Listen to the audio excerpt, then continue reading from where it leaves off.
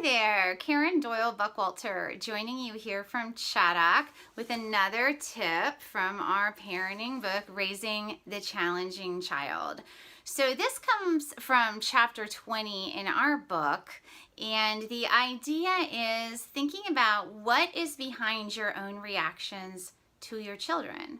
Sometimes we have very big, what I call over-the-top reactions to things that our children do.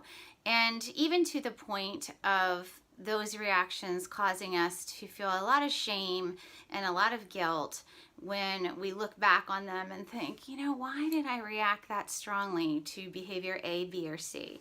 So I want to talk about one reason that could be. It could be that there are things in your past, times when you have felt rejected or times when you have felt ignored. Maybe that was when you were growing up yourself, or maybe that is in a romantic relationship, whatever it might be. Let's take the example rejection. So you ask your child to do something, or you give them something that you want them to be grateful for, and they're not.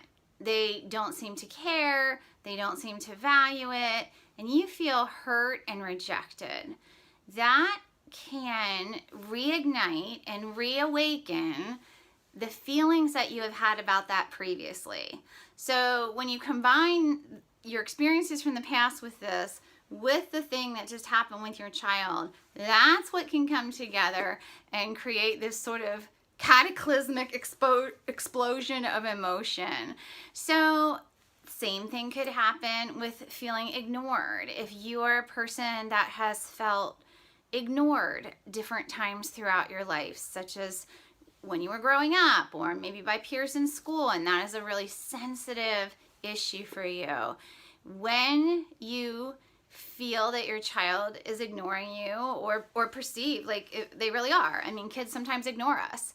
That could then trigger or touch and awaken those feelings from the past. And what then happens is you have a very strong reaction, because it's not only what your child is doing right then in the moment, but it's also unresolved feelings from your own history that are eking out, so to speak, onto your child. So these are important things for you to think about and talk about with others.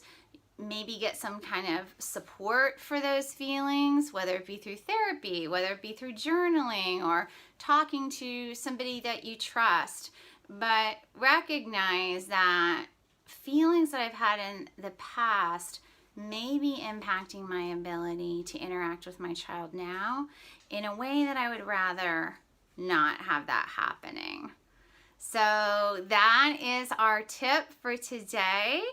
Think about what is behind your own reactions to your children, particularly when they seem to be an over response.